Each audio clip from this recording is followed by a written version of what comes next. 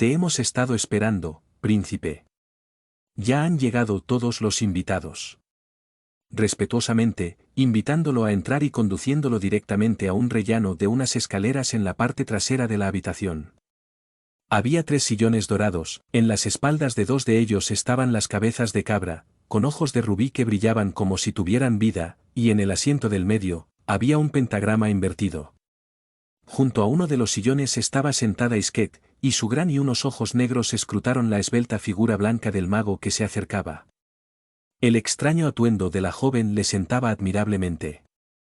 En cambio de punto, tan de moda en la época, Isquet vestía una especie de falda con perlas negro y rubí, que descendía hasta los pies, rematando en un amplio fleco hecho con las mismas piedras. La cintura, fina y esbelta, estaba ceñida por un ancho cinturón acuñado en oro y adornado con diamantes, del cinturón salía un semicorpiño de gasa morada, corte en forma de luna creciente, que destapó a los 6 ligeramente cubiertos por colgantes de diamantes. Alrededor de su cuello brillaba un collar de muchas hebras que descendían en ángulo a través del centro del cuello y unido con el corpiño. Los vastos cabellos de Isquet estaban sueltos y envueltos alrededor de ella como una capa de seda negro azulada. Un aro delgado de oro recogía los mechones rebeldes y en la frente sobresalía un pequeño murciélago con alas abiertas, un milagro del arte mundial. El cuerpecito y las alas del murciélago estaban hechos de diamantes negros, perlas grises y filigrana, y los ojos, de rubíes. La belleza demoníaca de la joven, sin duda, nunca había sido más deslumbrante, era la verdadera encarnación de la voluptuosidad en su forma más seductora.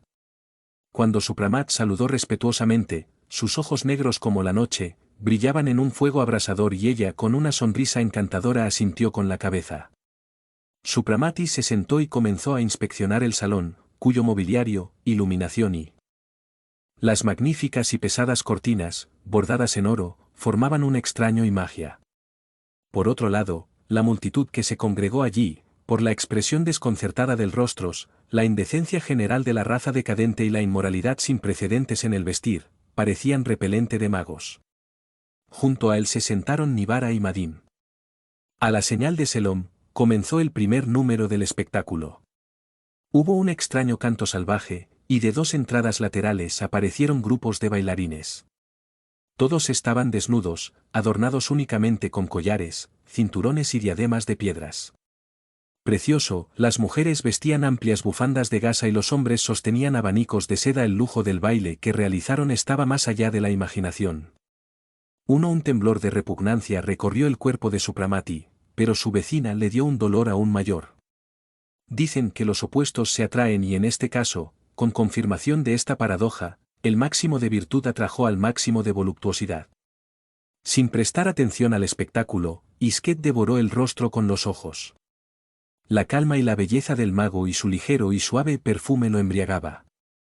Ella sintió que nunca me había encontrado con un ser tan atractivo, y comparado con él, Selom parecía repelente y sucio. Ya no necesitaba ninguna orden para hacer uso de su arte.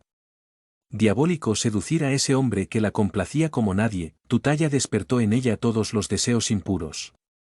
Supramati percibió la influencia desordenada de la tormenta de sentimientos. Sentimientos animales que se desataron a su lado, pero la clara serenidad de su rostro no reveló sus pensamientos.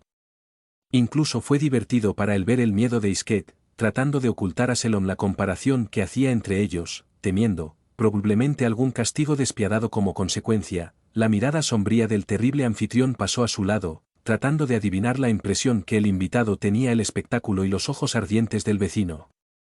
Los bailes levantaron el ánimo de los huéspedes, susurros apasionados, risas y gritos histéricos sonaron desde diferentes partes del salón, rostros enrojecidos y ojos chispeantes. Cuando los bailarines se fueron, se extendió una gran alfombra frente al rellano. Y entró un hombre de mediana edad, vestido de negro, con un pañuelo en la cabeza. De largo en forma de turbante. Deteniéndose en el centro de la lona, 2 hombres colocaron ante él un instrumento como un arpa de fabricación diferente. A él comenzó a sonar, acompañando una extraña canción, con modulaciones vibrantes y estridentes como silbidos cortando el aire. Poco a poco, todo se envolvió en una neblina rojizo. De repente se oyó un silbido, acompañado de un crujido, y de todos aparecieron serpientes de diferentes tamaños, arrastrándose entre las hileras de invitados asustados. Pero las víboras no prestaron atención a la confusión. Formaron, dirigiéndose directamente a la alfombra, donde rodearon al músico, y levantándose en la cola comenzaron una característica y terrible danza, sus ojos brillaban con luz fosforescente y de las bocas abiertas goteaba una espuma verdosa. La emoción de reptiles era excesivo, pero el vapor que colgaba en el aire rápidamente se condensó y tiró otra gran cantidad de serpientes sobre la alfombra. Los que aparecieron primero, cuando vieron a los recién llegados, se enfurecieron y los atacaron. Los cuerpos delgados entrelazados, sus lenguas puntiagudas entraban y salían. En eso instantáneamente, sucedió algo horrible. Las cabezas de serpientes que aparecieron de la nada se convirtieron en cabezas humanas y empezaron a silbar la desgarradora melodía que se fusionaba con el estridente silbido de las serpientes terrenales. Siguiendo a algunos hombres arrastraron a un niño y una niña aterrorizados allí y los arrojaron al montón de víboras. Los reptiles rápidamente se desenrollaron y atacaron a la presa ofrecida. En este momento, Supramati levantó la mano. De tu anillo mágico a convertirte en piedra. Hacia arriba volaron haces de chispas, y breves encantamientos pronunciados con voz sonido, cubrió el ruido existente en el pasillo.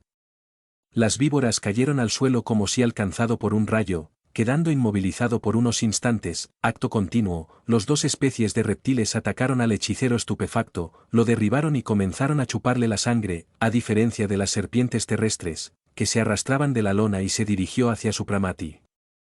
Delante vino una serpiente enorme de escamas verdosas que, al aproximarse al rellano, se alzaba sobre la cola y colocó a los pies del mago una piedra azulada brillante que tenía en la boca. Este lo hizo con mano en un gesto amistoso, y en voz baja, pronunció algunas palabras extrañas, aparentemente entendido por el animal que comenzó a arrastrarse hacia atrás, dando un silbido agudo. Las otras serpientes, como si obedecieran esta señal, dieron media vuelta, dispersándose en todas direcciones, desaparecieron. Mientras tanto, sobre la alfombra apareció un remolino de humo. Entonces, se escuchó un sonido sordo de viento. En el pasillo y todo quedó en silencio. En el suelo yacía el cadáver del hechicero y sus dos las víctimas habían desaparecido. Todo esto, que sería largo de escribir, sucedió en unos pocos minutos, y toda la masa de invitados se quedó en silencio aterrorizada. El propio anfitrión fue asombrado y sofocado por el odio, solo Isket miró a Supramati con pasión. Admiración. No se ve bien, príncipe, cambiar el orden de la casa ajena con trucos fuera de la programación, pronunciado Selom, con voz ronca, un minuto después, con los ojos brillando con enojo. Lo siento, señor Selom, no me permitiría interrumpir esto si todos los participantes del espectáculo eran sus súbditos, pero lo considero mi obligación defender a los miembros de mi rebaño siempre y en todas partes, refutó Supramati con su soberbia tranquilidad. Selom se mordió los labios, pero, controlándose, replicó con desdén. Desde este punto de vista, tiene razón, y por eso, príncipe, sigamos con el programa de fiestas y escuchar el concierto que preparé en su honor. Mientras hablaban, la alfombra y el cuerpo habían sido retirados rápidamente. Y el lugar fue ocupado por una orquesta de 60 músicos y 20 cantores. Los músicos trajeron violines, violonchelos y algunas flautas, todos eran repugnantes y los rostros mostraban las marcas de todos los vicios y pasiones animales. Estás viendo ante ti una orquesta arcaica, ya que similar los instrumentos fueron desechados hace mucho tiempo por nuestro arte musical. Pero como ustedes, inmortales, cuentan los siglos como la gente cuenta los años, pensé en complacerlos. Con un concierto a la antigua reveló Selom y su mirada fría e irónica lo fijó a los ojos azules del mago. Este último, en señal de conformidad, se limitó a asentir, porque, en ese momento, los cantores entonaron un canto de bacantes, al final del cual el orquesta comenzó su música realmente infernal. Se sabía que las cuerdas de los instrumentos estaban hechos de intestinos humanos, más precisamente de mujeres y niños torturados con la mayor crueldad hasta la muerte. Incluso los firmes y alma blindada de Supramati se estremeció al escuchar los sonidos y ver la vista espíritu que se abrió ante él. Allí, entre nubes de niebla rojiza, se arremolinaba en arremolino alrededor de los cuerpos delgados de las larvas y varias criaturas, con ojos y labios codiciosos. Ensangrentado, y entre ellos, en impotente indignación, se retorcieron los cuerpos de los víctimas mártires. La música infernal continuaba, los sonidos gemían y gritaban y ellos lloraron. En estas terribles pero expresivas melodías interpretadas sin duda por grandes artistas, se podía escuchar toda la gama del sufrimiento humano, desde los furiosos blasfemia a la sombría desesperación del callejón sin salida. Nivara estaba teñida de una palidez cadavérica, el sudor goteaba de su frente, e incluso la mirada límpida y serena de Supramati se volvió sucio. Realmente, todo lo que estaba pasando se volvió más y más repulsivo y repugnante. Los criados de animales sirvieron a los invitados copas llenas de sangre fresca. También Selom e Isket con gusto vaciaron sus copas de la terrible bebida, inhalando con avidez los miasmas contaminados que llenaban el aire, y dejándose penetrar a través de los embriagadores aromas destinados a excitar los sentimientos eróticos. En el hall, entonces un vapor rojizo comenzó a elevarse. La manada humana, reunida en ese palacio, luego se volvió loca y lo que pasó luego en medio de los presentes fue indescriptible. Los ojos ardían de deseo animalesque, también se enfrentó al rellano. Supramati provocó deseos seres lujuriosos y decadentes, que estaban sujetos a todas las formas de lujuria, no entendían cómo él podía permanecer impasible en medio de tantas tentaciones de la carne, un hombre guapo y más que juvenil, la encarnación de la fuerza viril y la salud exuberante. También fue sorprendente el hecho de que Isket y Selom, que participaban regularmente en de todos los acontecimientos de la orgía, quedaron solo espectadores.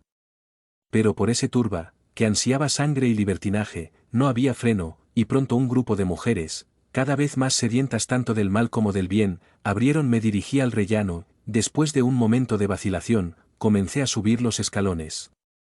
Con destreza felina. Había poco humano en sus rostros llameantes, ojos ardor y respiración dificultosa. Una de las bacantes cayó como una flecha a los pies de Selom, comenzando a besar sus rodillas, y otro comenzó a abrazarlo. Respirando con dificultad en esta atmósfera densa y contagiosa y estremeciéndome con disgusto, Supramati se hundió en su sillón, mirando al suelo. Los otros libertinos ya estaban listos para arrojarse sobre él, pero Isket se puso de pie de un salto, en su mano subió con un estilete y cortó el pecho de una de las mujeres, que hizo que los demás se derrumbaran.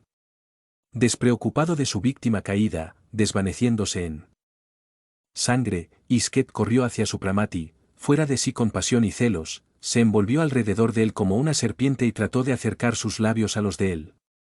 El mago no se movió, pero en el mismo instante, Isket fue derribado, pareciendo haber sido golpeado por una descarga eléctrica. Cayendo por los escalones. Selom se levantó y pronunció maldiciones repugnantes, empujó violentamente a las dos mujeres como si fueran serpientes. Después, mirando en Isket, llevó una ampolla de su cinturón a su nariz. Con cara de mármol, de rasgos camafeo y formas maravillosas, parecía una estatua fantástica. Unos minutos más tarde, ella comenzó a moverse y gimió suavemente. Salomón hizo una señal y unas mujeres se la llevaron. Hubo un silencio momentáneo. Sombrío, como una nube de tormenta, Selom se quedó pensativo, con una mano temblorosa agarrando la empuñadura de la daga en su cinturón. En el salón, la orgía continuaba alborotada por los violines de la orquesta infernal. Supramati buscó a Nivara con los ojos y descubrió que apenas podía deshacerse de las mujeres y hombres que lo rodeaban, tratando de obligarlo a beber un vaso de sangre y participar en la orgía. Supramati concentrado, un rayo de luz brilló de sus ojos como un cohete y voló en ayuda del discípulo fiel, derribando a la gente hasta la mitad. Bestias que asolaron Nivara. Selom se estremeció de rabia, y si Supramati no hubiera sido inmortal y mago, la mirada abrasadora dirigida hacia él lo habría derribado. Mortal. Un momento después, Selom se puso de pie y evaluó, con voz ronca. Estoy percibiendo, príncipe, que tu presencia está perturbando la diversión de mis invitados, por lo que les propongo que me acompañen a la habitación contigua, donde podemos hablar libremente. Supramati se levantó sin dudarlo. Pasaron a través de la multitud. Exasperado y entró en un pequeño salón preparado, al parecer, para una cena íntimo, ya que la mesa estaba puesta solo para 10 personas, pero con refinamiento de realeza, los pequeños buffets estaban repletos de frutas, dulces y vinos. Por lo ancho y arcos tallados, había una serie de habitaciones con mesas puestas para festejar con los que la fiesta había de cerrar, después del sacrificio a Satanás. Selom tomó su pramat y se acercó al sillón, se sentó enfrente y le tendió una fuente de rosbif. Gracias, se negó Supramati, no trates de tratarme, Selom. Tú, los labios de un mago no pueden tocar su comida sucia, como tampoco sus ojos puedo admirar la horrible orgía que me preparaste. Podría parar este espectáculo infame y destruir a los seres sin valor que llamas invitados, pero no quiero usar armas contra ti en tu propia casa. Además, todavía no ha llegado la hora de nuestra batalla. Por cierto, no destruyas a Isket, tu horrible compañero, a sus intentos de poseerme son vanos y debes saber que la voluptuosa y las atracciones femeninas picantes ya no tienen poder sobre mí. Solo puedo amar la belleza espiritual. Selom lo midió con una mirada oscura.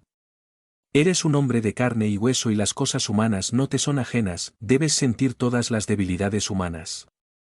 Cómo la belleza y el amor son impotentes ante ti, si tu siempre joven organismo está lleno de vida y de fuerza.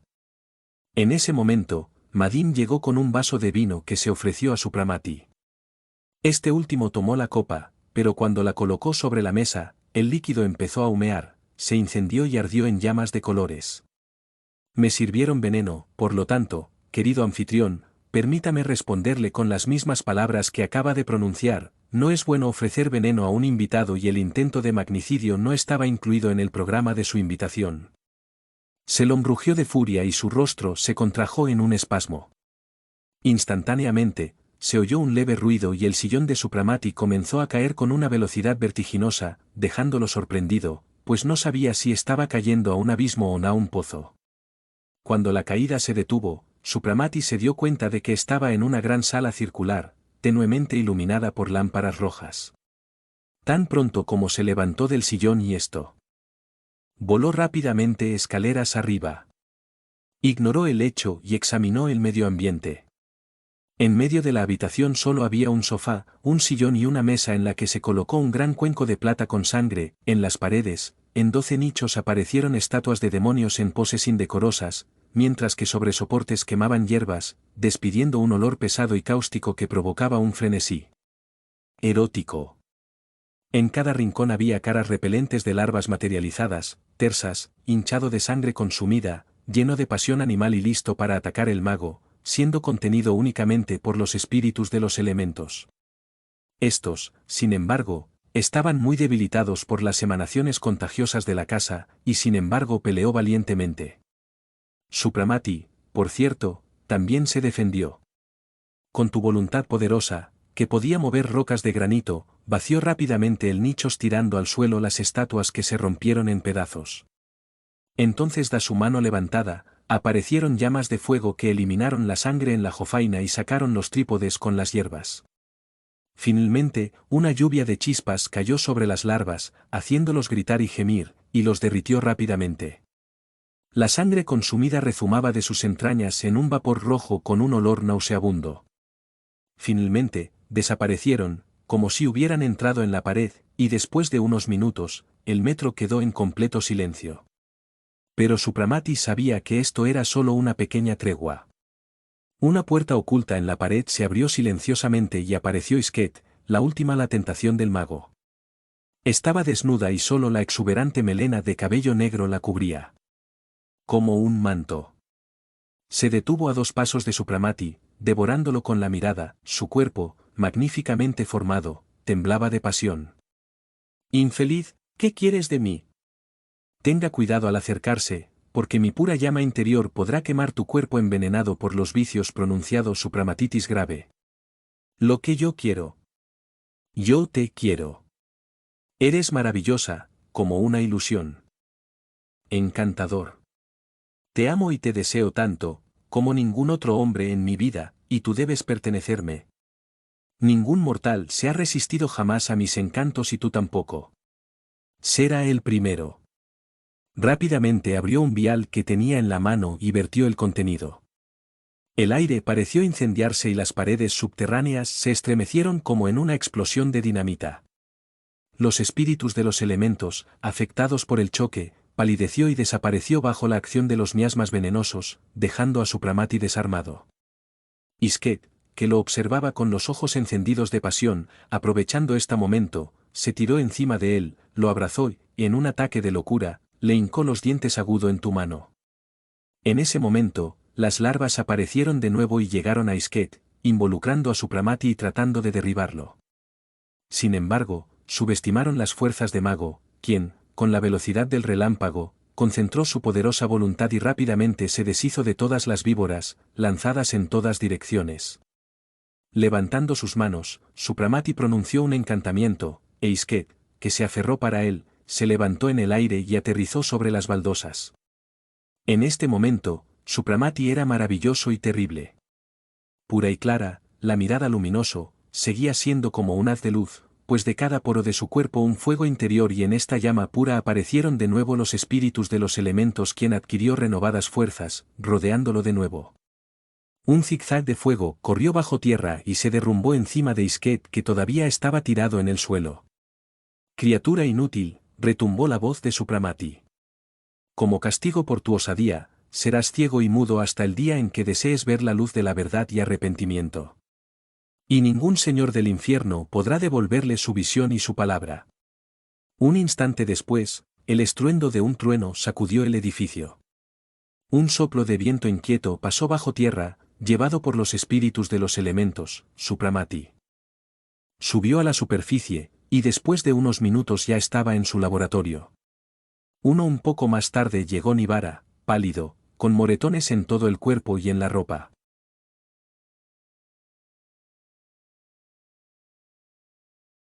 Desgarrado, pero con aire triunfal. ¡Ay, maestro! Él exclamó. Ahora puedo decir que escapé del infierno. Solo una cosa me preocupa, me parece que terminé con una veintena de satanistas, de todos modos, no calculé bien. Y las descargas eléctricas eran muy fuertes. Usted actuó en su derecho de legítima defensa. Quien se apoya en un dispositivo eléctrico debe asumir las consecuencias. Pero no te preocupes, Selom nos resucitará. Ya he hecho algo más cruel. Para castigar a Isket, le quité la vista y el habla y Selom podrá curarla, como ella se atrevió a tocar a un mago. Pero basta de eso. Necesitamos ducharnos rápido para asearnos y lavar nuestra ropa, porque estamos oliendo a carroña. Una hora más tarde, los dos seguidores se sentaron a una cena frugal. Maestro, ¿qué hacer con las dos víctimas salvadas por usted, a pesar de ser sin el palacio, no son cristianos? No, son indiferentes a cualquier credo. Sin embargo, los acontecimientos de hoy ciertamente los han curado del satanismo y por eso trataremos de convertirlos. En lo grande la próxima batalla será exactamente estos indiferentes los más fáciles de para convertir. Como sabes, Selom prepara un duelo oculto conmigo, peleas sucederán cosas similares en todas partes, ya que los satanistas comenzarán a desafiar a los nuestros hermanos y eso es muy bueno. El orgullo de los hijos de Satanás los fuerza a esta lucha. Audacia, en la que seguramente serán vencidos.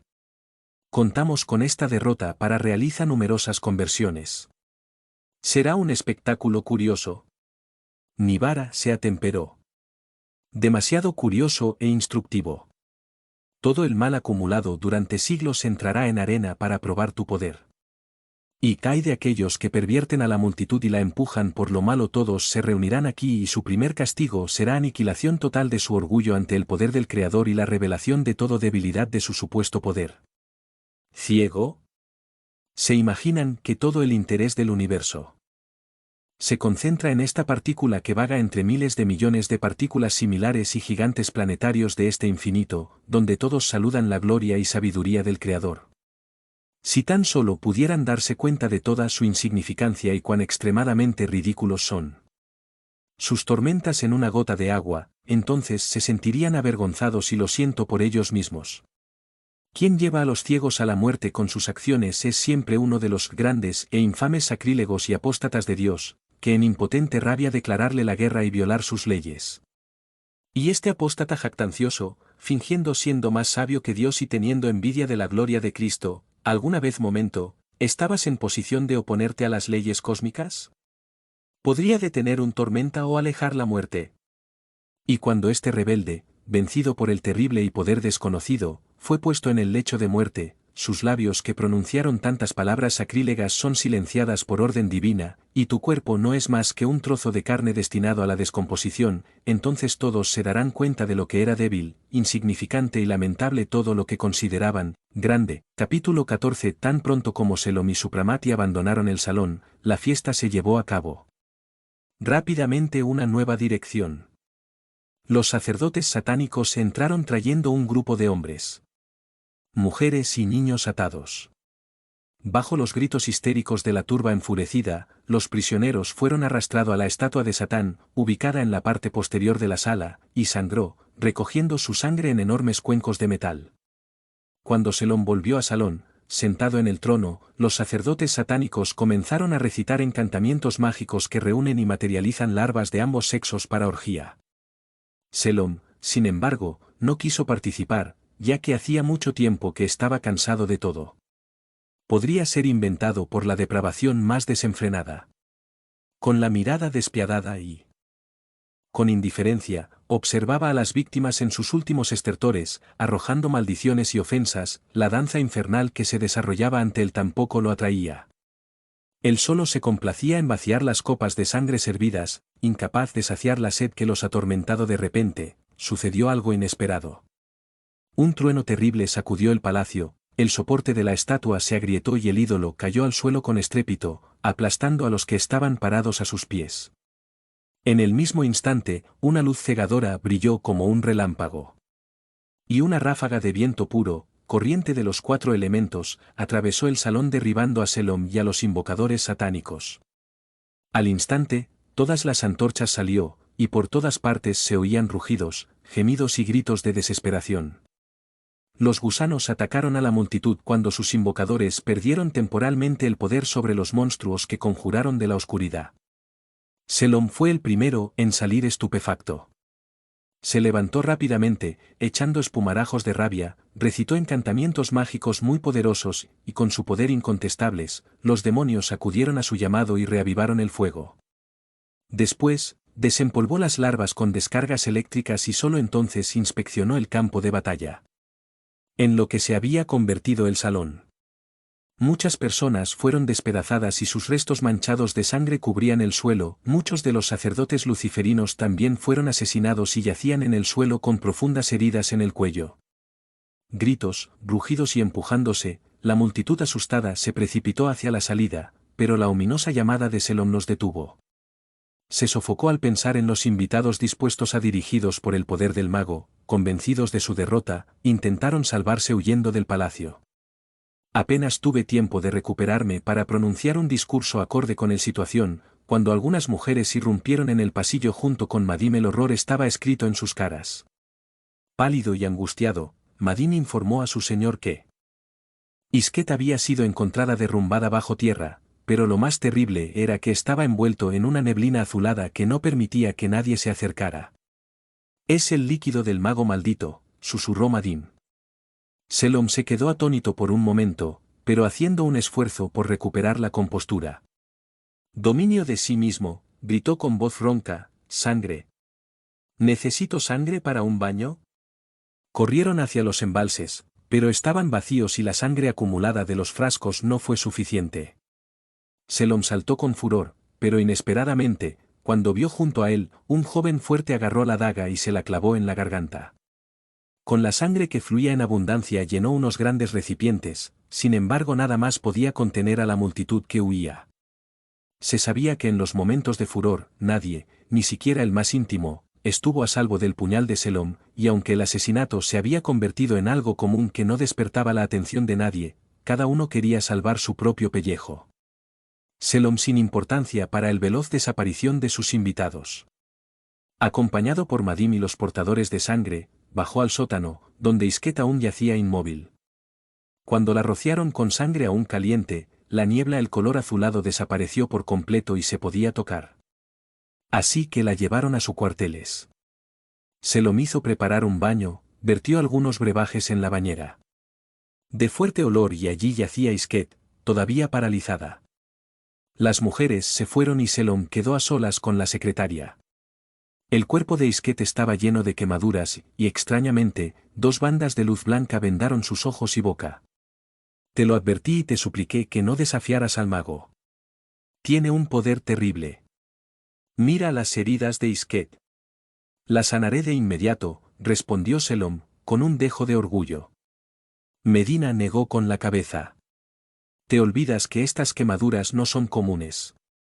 Ellas fueron provocado por el fuego celestial poseído por el ermitaño del Himalaya. Madin tenía razón. Ni los hechizos ni los remedios mágicos ayudaron, y al mismo tiempo, por el contrario, solo aumentó las heridas. Por fin, los gemidos y espasmos de Isket indicó que estaba volviendo a sus sentidos. Enderezándose con un esfuerzo, hizo un gesto de que quería escribir. Madin inmediatamente trajo lápiz y papel e Isket, con su mano temblorosa, garabateó: él me hizo ciega y muda, no puedo ver o pronunciar una palabra. Sálvame, Selom, si eres tan poderoso como él, devuélveme la vista y habla. Y afectada por nuevas convulsiones, volvió a acostarse. A partir de ese día, comenzó una feroz batalla entre las fuerzas del infierno y voluntad del mago. Selom usó todos sus esfuerzos y conocimientos en vano, invocando demonios muy poderosos y convocando a las luminarias sabias más destacadas del satanismo, todos los esfuerzos disueltos contra la voluntad inquebrantable de Supramat. Abatido, indiferente a todo y sufriendo un dolor insoportable, Isket permaneció acostado, cada día más solo. Las visitas de Selom a su reina crecieron más y más extraño, en su presencia, una irritación extraña, oscura, antagónica se apoderó de él, más allá de la tortuosa conciencia de la propia impotencia. Y como Isket ya no podía participar en las festividades, su belleza se marchitó, su cuerpo perdió su flexibilidad y su habitación, en el silencio sepulcral de la habitación vacía, iluminada solo por una lámpara rojo frente a la estatua de Satanás, el alma de Isket pasó por todas las fases de rabia impotente, indignación y desesperación. Empezaba a dudar del poder absoluto de Selom. El otro cerró sus ojos descarados y cerró sus labios blasfemos, y él tampoco. El mismo Satanás logró abrirlos. Una vez, creyó ver eso a lo lejos, una nube luminiscente envolviendo la cabeza de Supramati, mirándola con severidad y tristeza. Él la castigó cruelmente, y aún así, su recuerdo la perseguía a ella y a su pocos, en algún lugar de lo más profundo de su ser, algo empezó a despertar. Revoloteando como un pájaro contra los barrotes de su jaula. Tal vez fue la herencia del cielo, esa realidad indestructible y divina con la que se crea el alma, y que cansado de la oscuridad anhela la libertad y la luz, anhela algo que es terrible y desconocido para la criatura criminal que pasó toda su vida sumergida en suciedad moral. Una vez, por la noche, cuando Isket estaba meditando sobre su vida pasada en crímenes y embriagado de libertinaje, sintió por primera vez repugnancia por este pasado, e inmediatamente la oscuridad que la envolvía fue iluminada por una suave luz azulada y en este fondo cegador se delineaba claramente el hermoso rostro del mago, su mirada la luz parecía caer sobre ella como un rocío cálido y fragante, aliviando la dolor insoportable.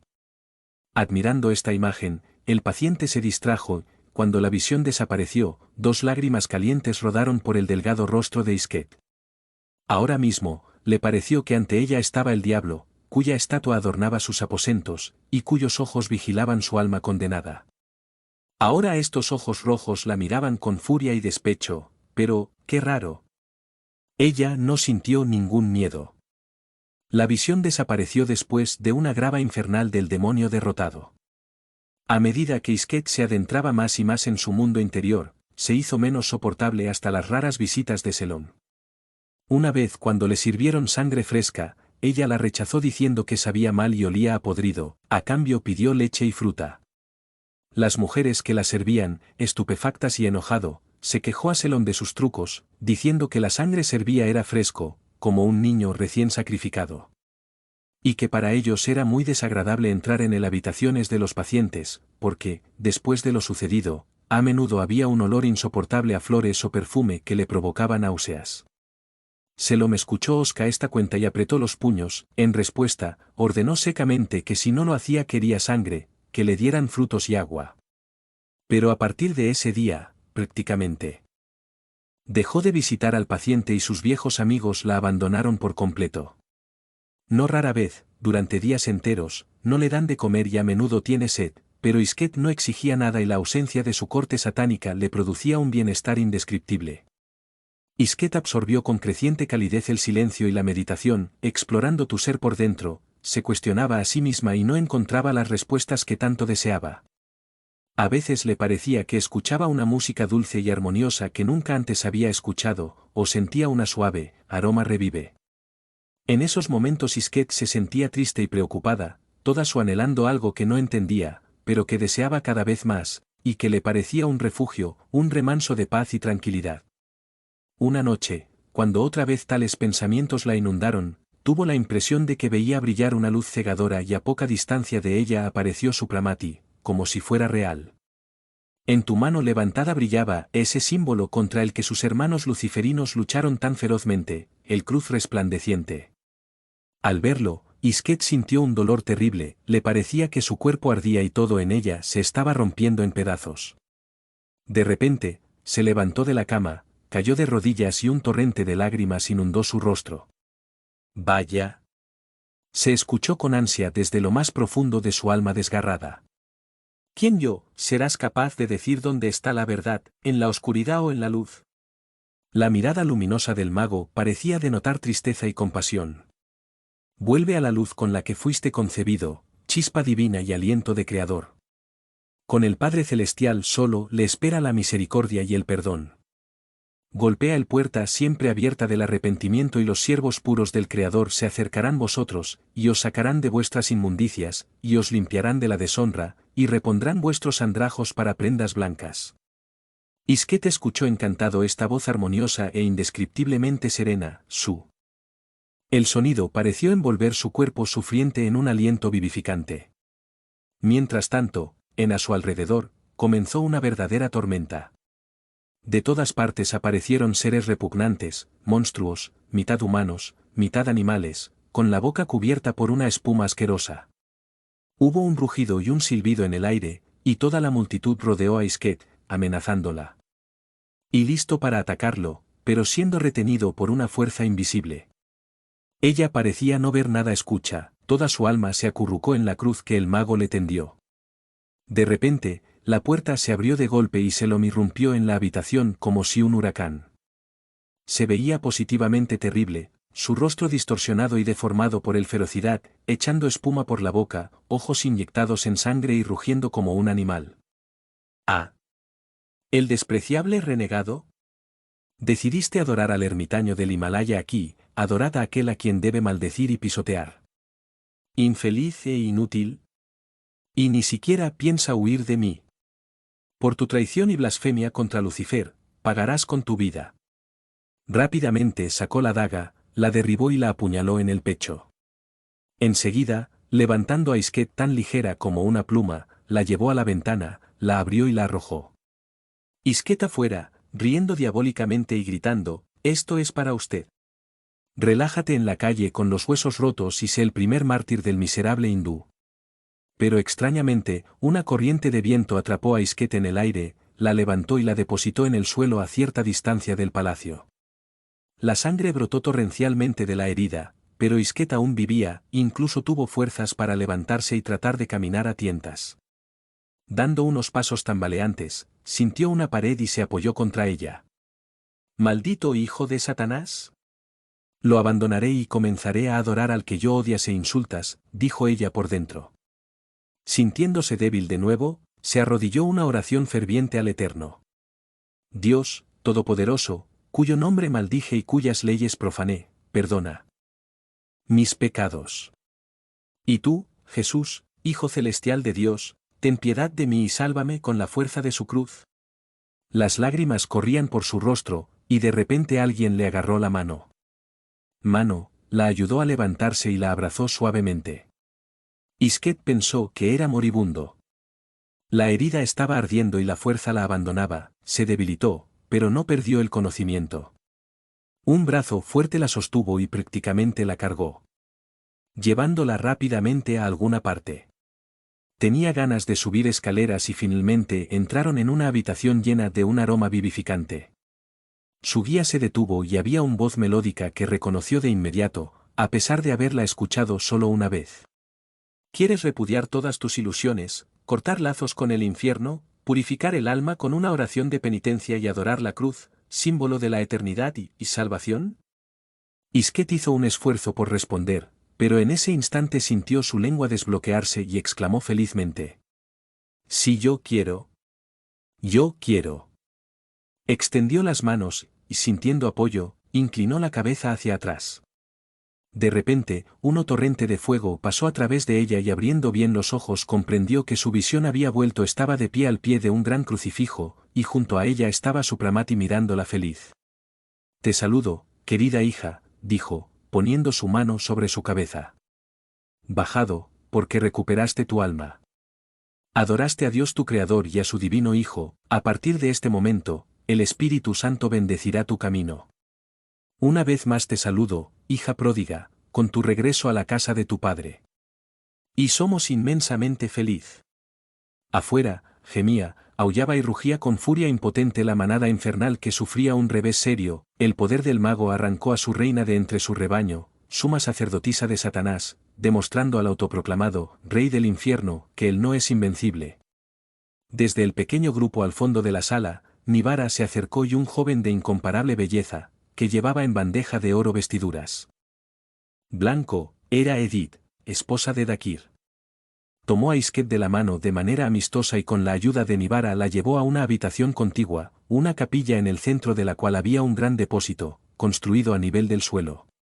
Junto con otra mujer de la comunidad, Edith realizó Isquet a una habitación contigua donde lavaron la sangre que la cubría, pero que ya había estancada, y la vistieron con un camisón blanco. Luego tomaron Isquet de regreso a la capilla, donde Edith y Nivara la ayudaron a meterse en la piscina. «Somos tus padrinos», dijo Edith. «Y ahora, arrodíllate en el agua. Para que los encantamientos sagrados sean recitados y vuestros lazos con el infierno». Entonces su Pramati se acercó y con una copa de oro vertió agua para 3 veces sobre la cabeza de Isquet. Luego extendió sus manos y recitó palabras místicas que la introdujo en la comunidad de los cristianos. Luego agregó: «Tomo de ti tu antiguo nombre, que servía como símbolo de deshonra, te bautizo con el puro y santo nombre de María. Úsalo con dignidad». Pero la pura fuerza que descendió sobre Isquet fue demasiado para el cuerpo que sufría de la mujer, recién sacada del mismo cráter del infierno, y ella cayó inconsciente. Nivara la abrazó y la llevó al dormitorio, donde Edith y otra hermana de la comunidad la atendió y untó su cuerpo con un ungüento que redujo casi inmediatamente las marcas de quemaduras y cerró la herida del pecho.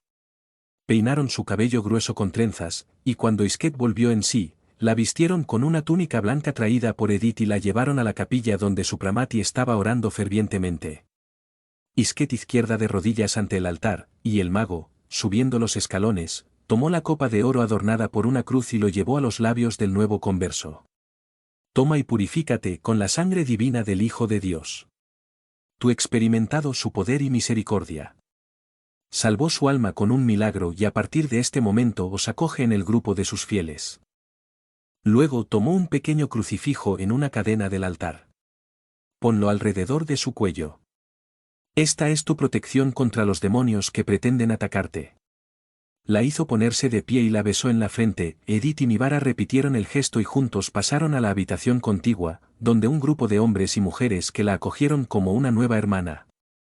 Isquet o María, como la llamarían en adelante, cumplió todo obedientemente, pero la terrible conmoción por la que había pasado todavía la hacía temblar. Por momentos, sus pensamientos se confundieron y la mirada triste se fijó en su Pramati.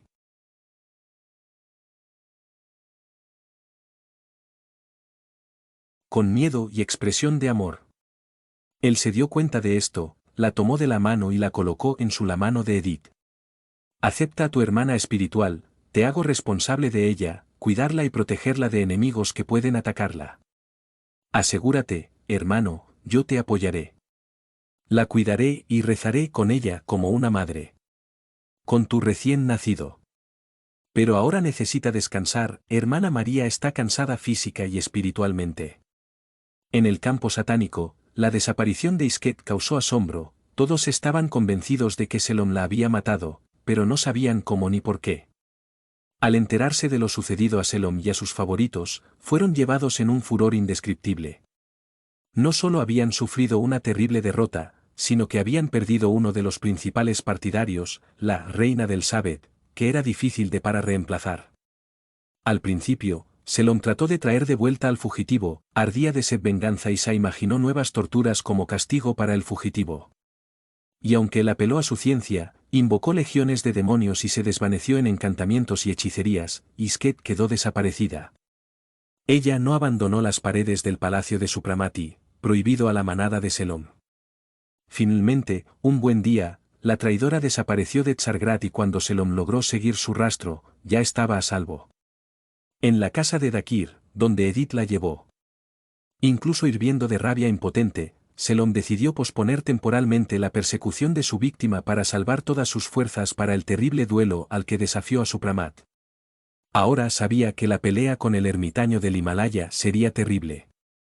Y peligroso, el resultado de la pelea era dudoso incluso para él, e incluso entre sus más acérrimos defensores había un aparente temor y duda sobre la victoria. Algunas voces incluso le pidieron a Selom que se rindiera y no se arriesgara a esta confrontación, no tentara las terribles fuerzas del cielo, pero todo fue en vano. En tu satánica vanidad.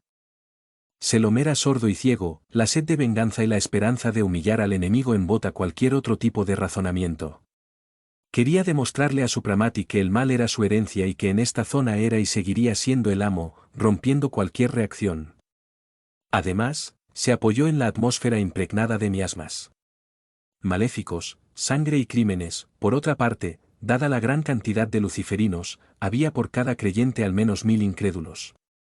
Todos estos motivos, tomados en su conjunto, deben consumir y destruir la luz, que debilitaría al mago, o tal vez, incluso lo paralizaría, incluso si los hermanos lo ayudaran Himalayas, cuyo número debería reducirse considerablemente.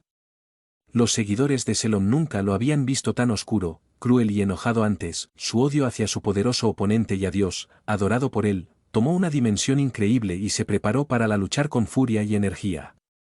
Convocados de todas partes del mundo.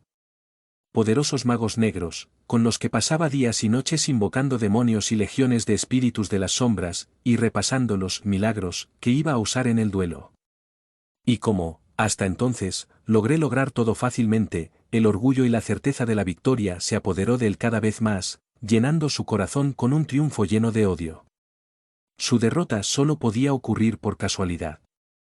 No importa lo blasfemo que sea. Pronunció, no importa cuántos crímenes cometió y se sumergió triunfalmente en cualquier obscenidades, la tierra no se lo tragó, el viento no se lo llevó, el agua no lo ahogó, y el fuego del cielo no lo devoró. Positivamente, la deidad permaneció muda. Él, Selom Yezodot, era y seguiría siendo el Señor invulnerable de esta tierra condenada y los pueblos caerían a sus pies, adorándolo como un Dios benéfico, prodigando riquezas. Finalmente se ordenó a todos los líderes de las regiones que anunciaran en por todas partes, a través de anuncios, teléfonos y por todos los medios disponibles la fecha en que Selom Yezodot, hijo de Satanás y Señor del mundo, mediría fuerzas en un duelo mágico con el príncipe indio Supramati, mago del Himalaya. Para este extraño torneo fueron invitados ciudadanos de todos los países, para que ellos mismos pudo comprobar que el poder del infierno es igual e incluso superior al poder celestial.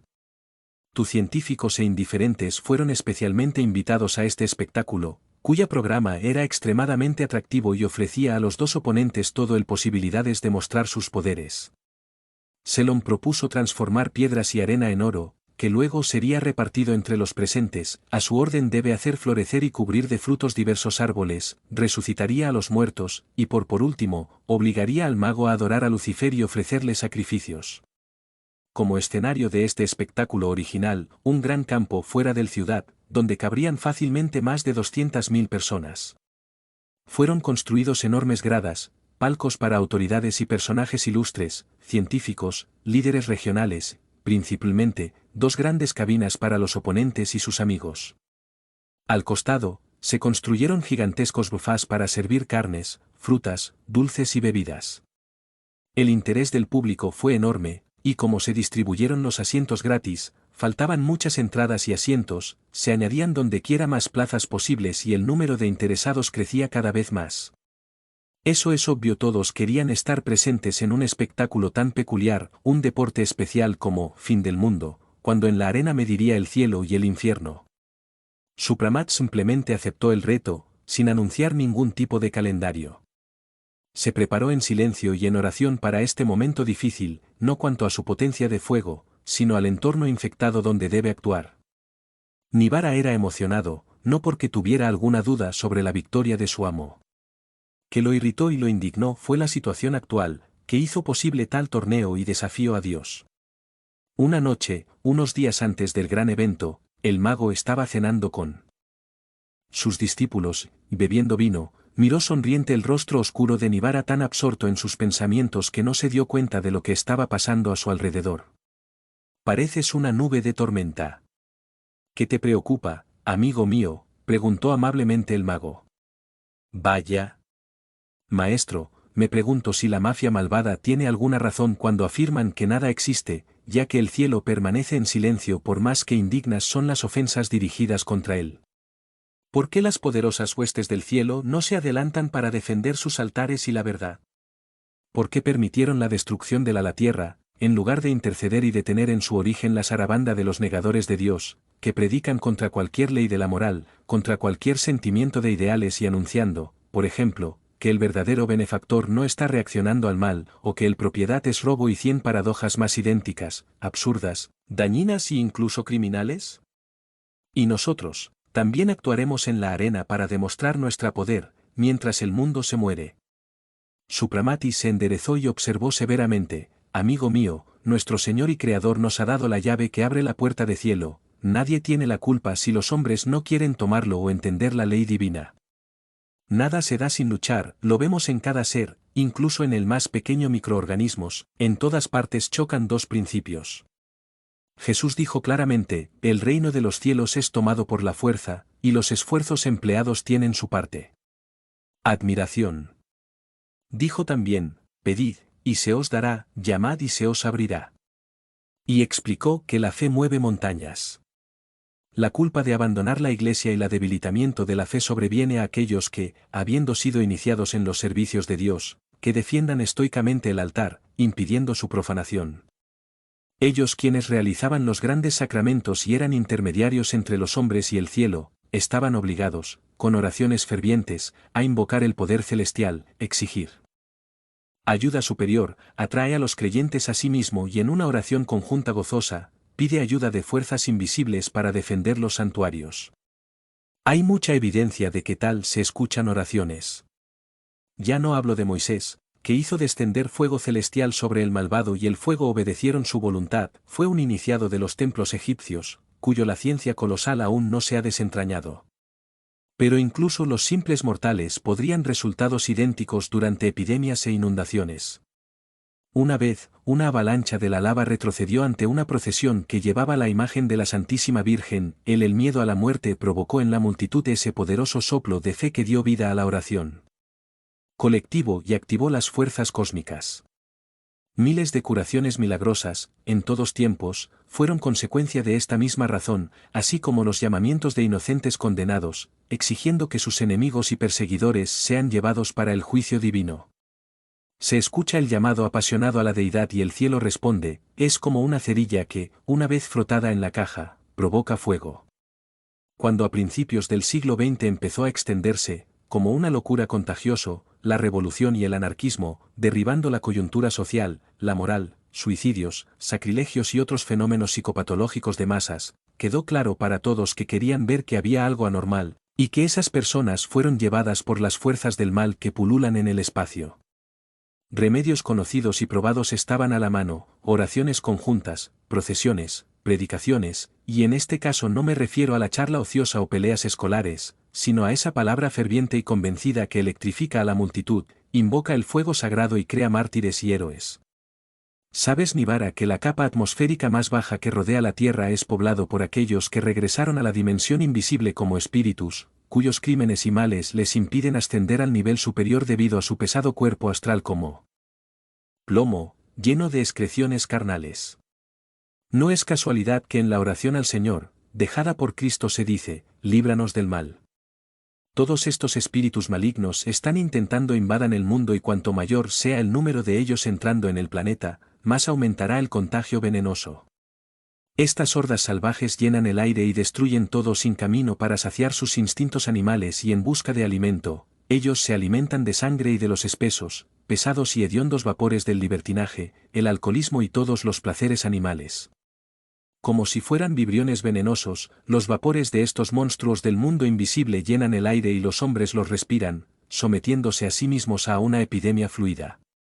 La fe, la oración, la misericordia y las buenas obras son la guardia celestial que protege el mundo terrenal de la invasión de enemigos del mundo invisible. La ley es única.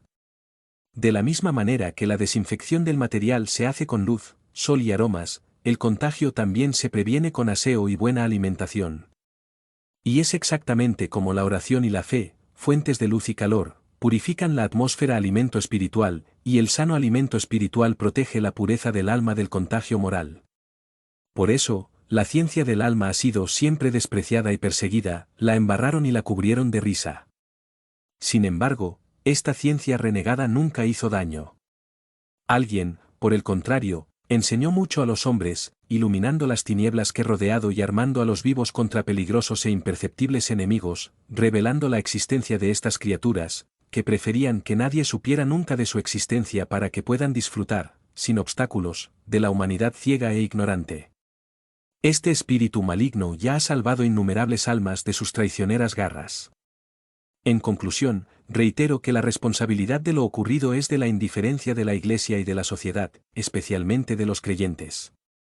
La unión hace la fuerza, pero esta fuerza no fue activada y la invasión de los espíritus oscuros no fue repelida.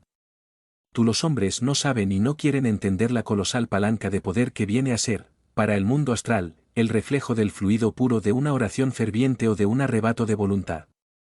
Y el fuego que este fluido provoca, ardiendo con fuego purificador horribles miasmas, innumerables larvas, invisibles seres infames, bacilos venenoso y mucha basura astral. El aire se vuelve más saludable y la gente vuelve a sus sentidos. Si en los hospicios, junto con las duchas, se usaron e introdujeron encantamientos música sagrada, seria y elevada, instituía oraciones ininterrumpidas y la aplicación de agua bendita o magnetizado, los resultados serían asombrosos. Incluso ahora uno podría reunir pobre humanidad por una sola carrera al cielo y ella respondería, puede ser que logró salvar el planeta durante unos cientos de miles de años. Pero no. Los hombres no harán esto y se cumplirá el destino de la desdichada tierra, concluyó Supramati, suspirando.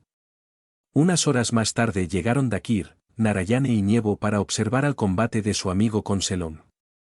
Se decidió que los 3 días restantes para ese terrible duelo, pasarían en el laboratorio, rezando y guardando fuerzas por la lucha que sería el preludio de futuros trágicos acontecimientos en el fin del mundo.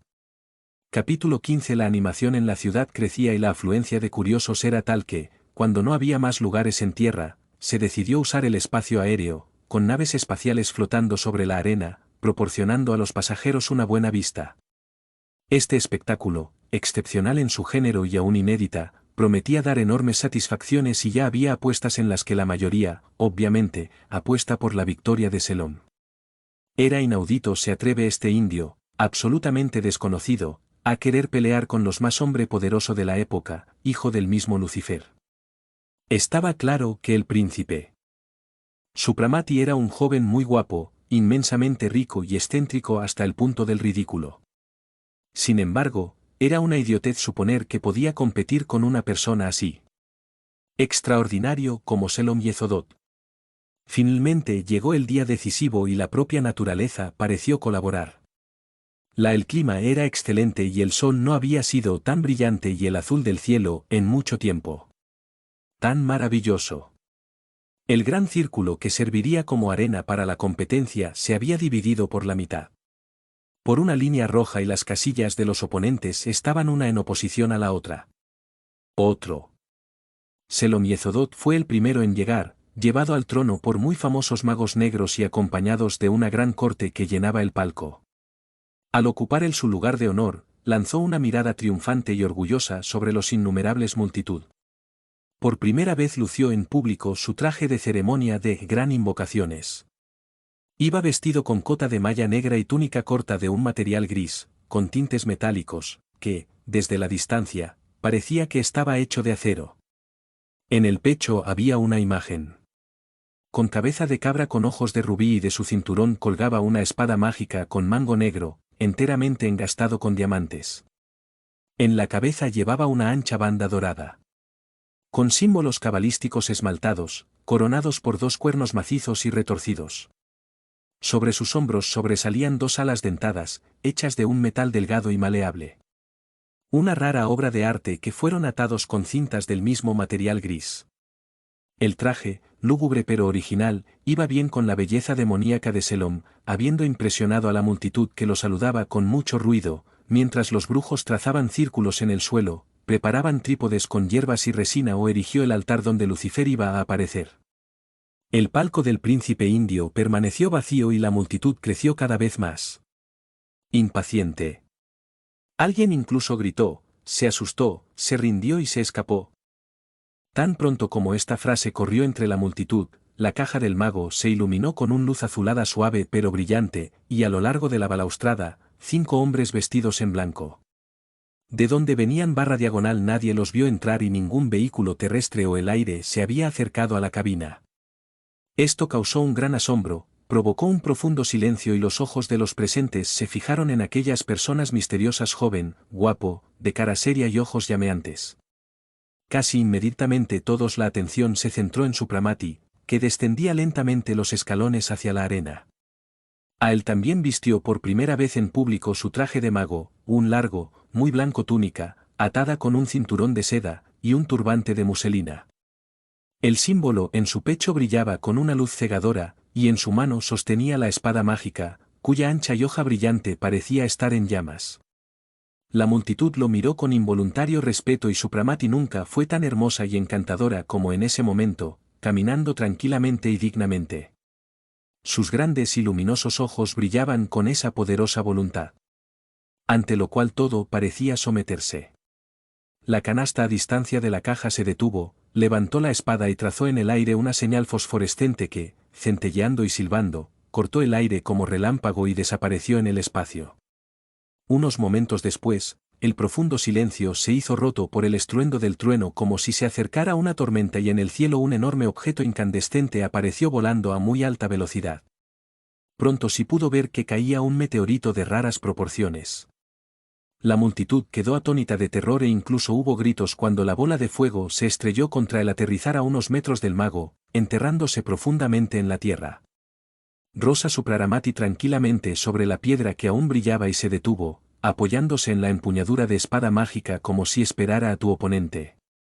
Un rubor pasajero cruzó el rostro de Selom. Se levantó y en lo alto. Bradous se dirigió a la multitud, anunciando en pocas palabras que había decidido participar aquella competencia con el mago indio, que se había atrevido a desafiar al rey de las tinieblas, a probar a todo el poder de su padre, Lucifer, y por lo tanto estaba convencido de su victoria sobre el espadachín del Himalaya. Indiferente a sus palabras, Supramati permaneció impasible, Selom descendió a la arena y comenzó sus invocaciones. Las venas de tu frente se hincharon, las alas negras enrojecido con rojo fuego, y la espada mágica brilló en el aire, trazando signos cabalístico. Nubes negras se juntaron, descendieron al suelo y lenguas de fuego lamieron el aire y tierra.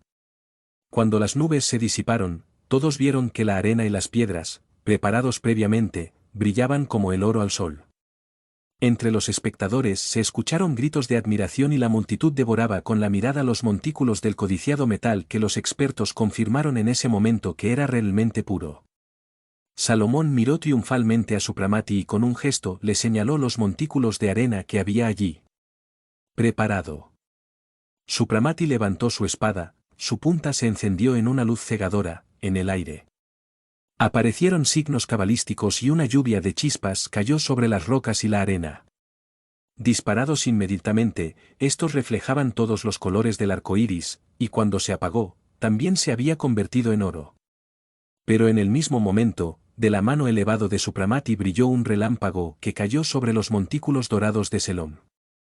Estos se cubrieron de humo negro, crujieron y se convirtieron en un masa gris que se desmoronó en cenizas. Intenta destruir mi trabajo como yo hice con el tuyo, propuso con calma. Supramat. Selom y sus consejeros rugieron de rabia, Pero a pesar de todos sus intentos fallidos de destruir el oro del mago, que los expertos reconocieron ser de extrema pureza, sin ningún aditivo. Por cierto, los magos negros rápidamente abandonaron sus intentos, porque los fluidos que emanaban el oro de Supramati debilitado y causado mareos. Un estruendo de asombro recorrió a la audiencia, pero en las miradas feroces de Selom y su rostro deformado por una ira infernal espantaron a los espectadores y la multitud guardaron silencio. Eres un hechicero más fuerte de lo que imaginaba, pero esto sigue siendo un poco, se burló Selom, midiendo a Supramati con una mirada hostil. Y dando la vuelta, comenzó nuevos encantamientos.